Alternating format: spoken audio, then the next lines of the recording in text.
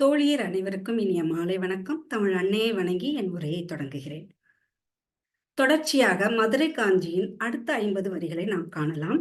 அதாவது பாடல் வரிகள் 375 முதல் 430 வரை காணலாம்.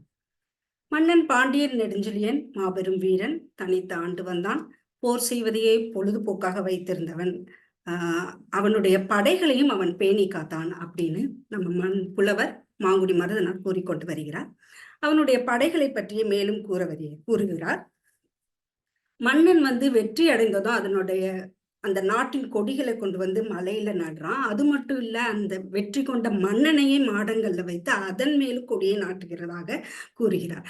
அப்படி மலையில பல்வேறு கொடிகள் இருக்கின்றனவாம். அதாவது வெற்றி கொண்ட நாட்டின் கொடி மட்டுமல்லாம பல விதமான மக்கள் வாழ்கின்ற பல இன மக்கள்கள் வாழ்வாதாரங்களை குறிக்கின்ற கொடியும் இருக்கிறது.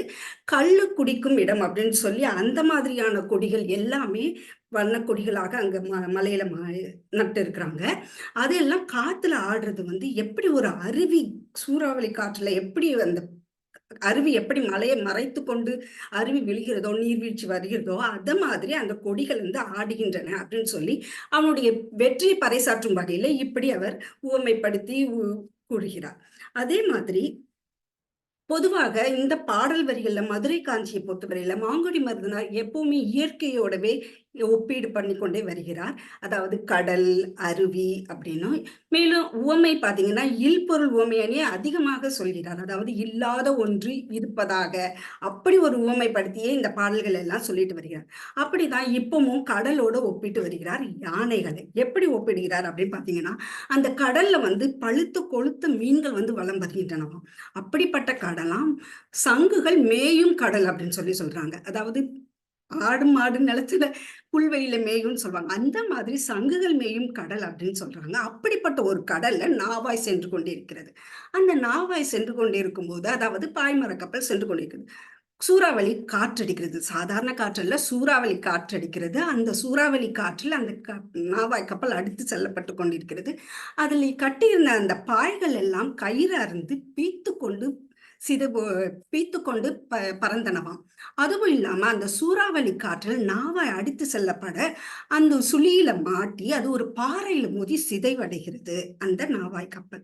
அது போல அப்படின்ட்டு இப்ப யானையோட அதை ஒப்பிட்டு சொல்கிறார். எப்படி பாத்தீங்கன்னா, கடுங்காற்றெடுப்ப கல்பொரு துறையின் நெடுஞ்சுழிப்பட்ட நாவாய் போல இருதலை பணில மாற்ப சினஞ்சிறந்து கோலோர் கொன்று மேலோர் வீசி மென்பினி வன்றொடர் பேணாது கால் சாய்த்து கந்து நீத்துளி தருங்கடா யானையும் அப்படின்னு சொல்றாரு. கால் சாய்த்து, அதாவது தூணில கட்டப்பட்டிருக்கிற யானை. அதுவும் யானையை நம்ம கயிறால கட்ட முடியாது இல்லையா, சங்கிலியால கட்டியிருக்காங்க. அந்த சங்கிலியையும் பிய்த்து கொண்டு அந்த தூணை சாய்த்து, சங்கிலியை கூட பொருட்படுத்தவில்லை, அந்த சங்கிலியையும் அறுத்து கொண்டு அந்த யானை செல்கிறதாம். அதுவும் எப்படி சொல்கிறது? சினம் கொண்டு, சினஞ்சிறந்து. சினம் அப்படின்னு யானையை பார்த்தாலே மதம் தான் இல்லையா? அப்படிப்பட்ட மதம் கொண்டு யானை செல்கிறது. அது மேலும் எப்படிப்பட்ட யானைகள் செல்கிறது அப்படின்னு பாத்தீங்கன்னா, அது அது யானை பாகனில் உள்ள யானை பாகனையுமே கோல் கொண்டு வந்திருக்கிற யானை பாகனையும் தூக்கி கொன்றுவிட்டு அதன் மேல இருக்கிறவங்களையும் தூக்கி விசிறி அடிக்குது. அப்படி ஒரு மதம் கொண்டு யானை செய்கிறது. அதாவது நாம முதல்லயே பார்த்தோம், யானை சிறந்த படைகள் வைத்திருந்தார் மன்னன் நெடுஞ்செழியன் அப்படின்னு பார்த்தோம். அதுலயும் யானை எப்படிப்பட்ட திறம் வாய்ந்த யானையாக இருந்ததாம். அது போர்க்கள யுத்தியை இன்னொரு யானைக்கு சொல்லிக் கொடுக்கும் அளவுக்கு திறமை வாய்ந்த யானைப்படை வைத்திருந்தார் மன்னன். அப்படிப்பட்ட யானை மதம் கொண்டு போகிறது என்றால் எதனால மதம் பிடித்தது அப்படின்னு பார்த்தோம்னா, அது போர்க்களத்துக்கு செல்லவில்லையாம். அதற்கு போர் பயிற்சி கொடுத்த யானை போருக்கு செல்லாததால் மதம் கொண்டு செல்கிறதாம் தெருவில் அப்படிங்கிற மாதிரி இவர் வர்ணனை கொடுக்கிறார். அப்படிப்பட்ட ஒரு சிறந்த யானைப்படை இருந்தது அப்படின்னு நம்ம தெரிந்து கொள்ள முடிகிறது. இப்போ அதே போலயே இன்னும் படைகளை பத்தி சொல்ல வருகிறார். குதிரைப்படையை பத்தியும் சொல்கிறார். நம்ம குதிரைப்படையை பத்தியுமே முதல்ல பார்த்தோம். அது புழுதிகள் பறக்க, சூரியனே மறையும் அளவுக்கு புழுதிகள் பறக்க குதிரைகள் பறந்து ஓடின அப்படின்னு சொல்லி நம்ம பார்த்தோம். அதே மாதிரி இங்க என்ன சொல்றாருன்னா, அங்கன் மால் விசும்பு புதைய வழி போல்த்து ஒன்கதி ஞாயிற்றுளவா திரிதரும் செங்கோல் அன்னத்து சேவல் அன்ன குருவுமயிர் புரவி அப்படின்னு சொல்லி சொல்றாரு. அதாவது அன்னம் சூரியனை மாதிரி வெண்மை நிறமான அன்னம், அதனுடைய கால்கள் செம்மையாக இருக்கின்றனமா. அது எப்படி இருக்கான், அது வந்து வானத்தை அந்த செங்கால்கள் புதைய வானத்தை கிழித்துக் கொண்டு பறக்கின்றதாம். அப்படி வந்து வெண்மை நிற தேர்களை குதிரைகள், செம்மை நிறமான குதிரைகள் இழுத்துக்கொண்டு செல்கின்றனவாம் போர்க்களத்தில். அப்படி ஒரு உவமை, அதாவது இது ஒரு இல்பொருள் உவமை அணி என்பது வெளிப்படையாகவே தெரிகிறது. அதாவது அன்னப்பறவை வந்து மெதுவாக நடந்து செல்லக்கூடியது, உயர பறக்க முடியாத ஒரு பறவை அது. அந்த மாதிரி அந்த வெண்மை நிறமான தேரு, அப்படி ஒரு தேரு செம்மை நிற கால்கள் போன்ற அன்னம் அப்படின்னு சொன்னதுனால செம்மை நிற புறவிகள், அதாவது குதிரைகள் வந்து போர்க்களத்துக்கு செல்கின்றனவாம் வெண்ணிற தேர்களை இழுத்துக்கொண்டு. அப்படி ஒரு ஒப்புமைப்படுத்தி சொல்கிறார். இந்த குதிரை வீரர்கள் என்ன பண்றாங்க, அவர்கள் கையில் உள்ள கோல், அதாவது சவுக்கு இல்லையா, அந்த சவுக்கடியை அடிக்க அந்த போர்க்களத்துக்கு செல்லும் வழியை காட்ட ஆதி நடை போட்டு இந்த குதிரைகள், அதாவது அதிவேகமாக இந்த குதிரைகள் செல்கின்றன அப்படின்னு சொல்லி போர்க்களத்துக்கு செல்லும் குதிரையை பற்றி கூறுகிறார்கள். மேலும் இந்த போர்க்கள வீரர்கள் வந்து அவர்களுக்கு வந்து உணவு வழங்கப்பட்டது போர்க்களத்துல. அது எப்படிப்பட்ட உணவுன்னு பாத்தீங்கன்னா, புழல்வல்சி, அதாவது குழாய் புட்டு வழங்கினார்களாம். இதன் மூலமாக புட்டு என்பது நம்மளுடைய ஒரு பாரம்பரிய உணவு என்பதையும் அறிந்து கொள்ள முடிகிறது. அதனுடைய வலிமையும் நம்ம தெரிந்து கொள்ள முடிகிறது. போர் வீரர்களுக்கு வழங்கப்பட்ட உணவு அப்படின்னு சொல்லும்போது அது எவ்வளவு ஒரு முக்கியமான உணவு அப்படிங்கிறதை நாம் அறிந்து கொள்ள வேண்டும். அப்படிப்பட்ட உணவு வழங்கப்பட்டது. மேலும் இந்த போர் வீரர்களை வந்து உழவர்கள் அப்படின்னு சொல்றாங்க. அதாவது களமர். எப்படி களமர் அப்படின்னு பாத்தீங்கன்னா, கல்லார் களமர். போர்க்களத்துல உழவு செய்கின்ற வீரர்களாம் அவர்கள். அப்படி ஒரு உழவு செய்கிற வீரர்கள் பகைவர்களோட அப்படி ஒரு போர்க்களத்துல போர் புரிகிறாங்க. அவர்கள் செய்கின்ற செயல்கள் எல்லாமே அரியனவும் பெரியனவும் என்னமா, அதாவது போர்க்களத்துல அவர்கள் உபயோகப்படுத்துகின்ற உத்தி, அந்த போர்க்கள உத்தி வந்து அவ்வளவு அரிய போர்க்கள உத்தியா இருந்தது. அதில் அவர்கள் கண்ட வெற்றிகளும் பெரியனவாக இருந்ததா. இப்படிப்பட்ட போர் வீரர்களும் போர் படைகளையும் கொண்டிருந்த மன்னன் பாண்டியன் நெடுஞ்செழியன் அப்படின்னு சொல்லி அவருடைய படை பெருமைகளை கூறுகிறார். இப்பொழுதுதான் அவர் நகரத்துக்குள் வருகிறார். இந்த நகரம் வந்து ஒரு தூங்கா நகரம் அப்படின்னு சொல்றாங்க. அங்கு காலையும் மாலையும் ஆரவாரத்தோடையே எப்பொழுதும் ஓய்வில்லாத அங்காடிகளில் நாலங்காடி நடந்ததாம். அது எப்படி நடந்தது அப்படிங்கிறத பத்தி தான் இப்ப நம்ம பார்க்க போறோம். இந்த நாலங்காடியில என்னெல்லாம் வித்தாங்க, யார் வித்தாங்க அப்படிங்கிறத பத்தி தான் இப்ப நமக்கு கூறுகிறார். இங்க வந்து நாலங்காடியில வந்து பூ விற்கிறாங்க, சுண்ணாம்பு, வெற்றிலை பாக்கு விற்கப்பட்டது அப்படின்னு சொல்றாங்க. அதாவது பூந்தலை முழவின் நோன்றலை கடுப்ப பிடகை பெய்த கமல் நரும் பூவினர். அதாவது பிடகை அப்படிங்கிறது வந்து ஒரு பூக்குடை. இந்த பூக்குடை எப்படி இருக்கும் அப்படின்னு பார்த்தோம்னா, நாம எல்லாருமே அநேகமா பார்த்திருப்போம் பூ விற்கிறவங்க வச்சிருக்கத. இது வந்து முழவு போல ஒரு அகன்ற வட்ட வடிவமான ஒரு பூக்குடை. அதுல பூ விற்கிறாங்க. பூ மட்டும் இல்ல, பூ மாலை, கமல் நரும் பூவினர், அதாவது பூ மாலை வித்திருக்காங்க. சுண்ணம் வந்து ஒரு வகையான முகப்பூச்சு, முக வண்ணப்பூச்சு அப்படின்னு சொல்றாங்க. நாம இப்பொழுது உபயோகப்படுத்தும் ஒரு டால்கம் பவுடர் மாதிரி ஒரு பவுடர் அப்படின்னு சொல்லி சொல்றாங்க.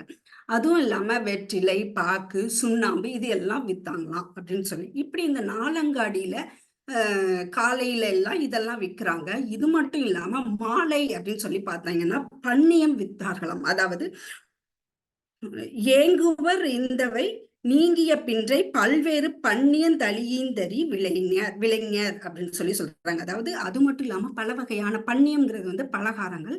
என்ன வகையான பலகாரங்கள் அப்படின்னு பாத்தீங்கன்னா, இட்லி, வடை, ஆப்பம் இந்த மாதிரி பலகாரங்களும் விற்கப்பட்டது மாலை நேரங்கள்ல மாடி வீடுகளின் நிழலில் அப்படின்னு சொல்லி சொல்றாங்க. மாலை நேரமே, அதாவது அந்த அந்தி நேரத்திலையும் வெயில் அதிகமாக இருந்திருக்கும் என நினைக்கிறேன். மாலை நேரத்துல மாடி வீடுகளின் நிழல்கள்ல இந்த கடையெல்லாம் இருந்ததாக சொல்லப்படுகிறது. இது ஒரு யூகமா நாம வைத்துக்கிட்டோம்னா, வீதிகளின் தெருவின் 2 பகுதிகளிலும் அந்த கடைகள் இருந்தது என்று நம்ம யூகித்துக் கொள்ளலாம். அதாவது நம்ம வண்டி கடை அப்படின்னு சொல்கிறோம் இல்லையா, அது மாதிரியான கடைகள் அப்பொழுதே இருந்தது அப்படின்னு சொல்லப்படுகிறது.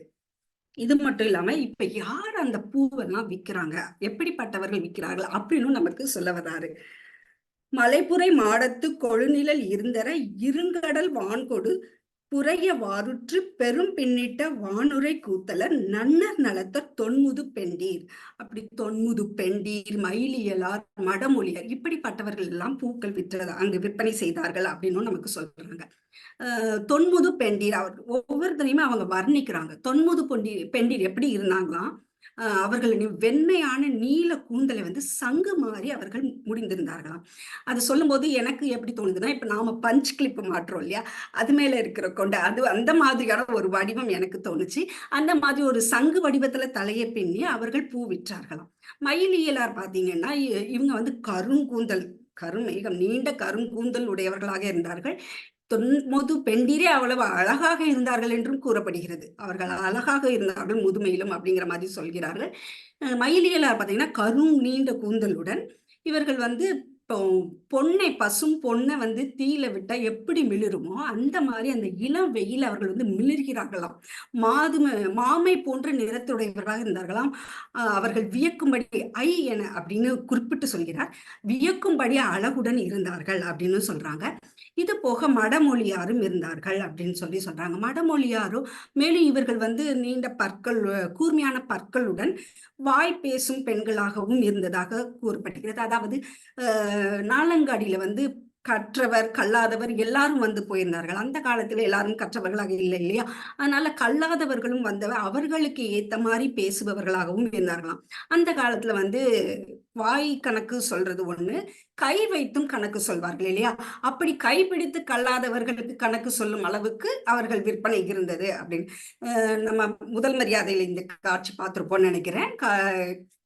ஆடுக்கு விலை சொல்லும்போது கை வச்சு சொல்லி விலை சொல்லுவாங்க. அந்த மாதிரியான விலை சொல்ற பட்டியலும் அந்த காலத்துல இருந்தது. அப்படி கல்லாதவர்களும் புரிந்து கொள்ளும் அளவுக்கு இவர்கள் வந்து பேசும் திறமை உடைய பெண்களாக இருந்தார்கள்.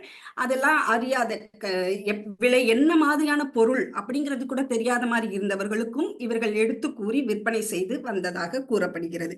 அப்படிப்பட்ட பெண்டிகள் எல்லாம் வித்தனர் அப்படின்னு சொல்றாங்க நாலங்காடியில.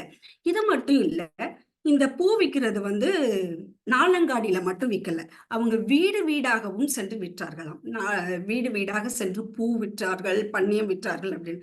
இது நாம கூட இத பார்த்திருக்கிறோம். இப்பொழுது இதை பார்க்க முடிவதில்லை. நாம அங்காடியில போய் நாம நேராவே தான் வாங்குகிறோம்.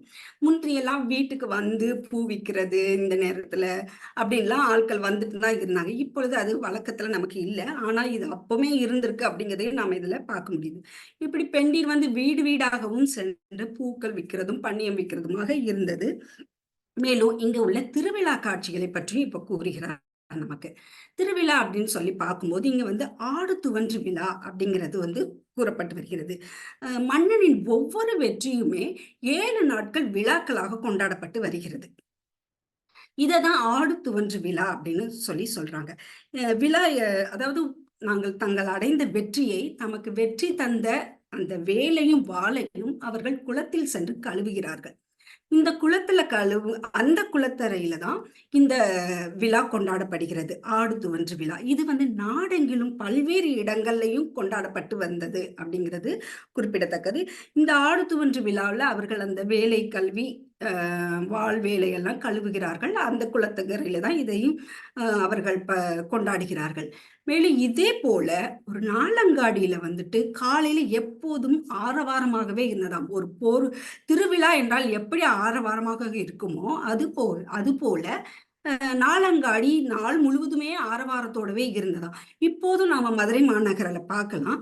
மதுரை அந்த கோவில் தெருவீதியில நம்ம போனோம்னா, பூக்கள் கொண்டு வந்து விற்பவர்கள் நம்மளை சுத்தி நின்னுக்கிடுவாங்க. 4 பேரும் நின்னுடுவாங்க. நம்ம பூ வாங்குறதுக்கு. அத மாதிரி போட்டி போட்டு அந்த காலத்திலேயே அவர்கள் பொருட்களை எல்லாம் விற்றார்கள் அப்படின்னும் சொல்றாங்க. ஆக அந்த நாளங்காடி வந்து நாள் முழுவதுமே போ போ ஆரவாரத்தோட இருந்தது. ஒரு திருவிழா என்றால் எப்படி ஆரவாரமாக இருக்குமோ, அத மாதிரி நாளங்காடி ஆரவாரமாக நாள் முழுவதும் இருந்ததாக கூறப்படுகிறது. இவ்வாறு இந்த நாளங்காடியும் நகரத்தின் பெருமைகளையும் கூறிக்கொண்டு வருகிறார் புலவர். தொடர்ந்து இதன் அடுத்த பகுதிகளை வரும் அடுத்த காணொளியில் காணலாம். வாய்ப்பளித்தமைக்கு நன்றி. வணக்கம்.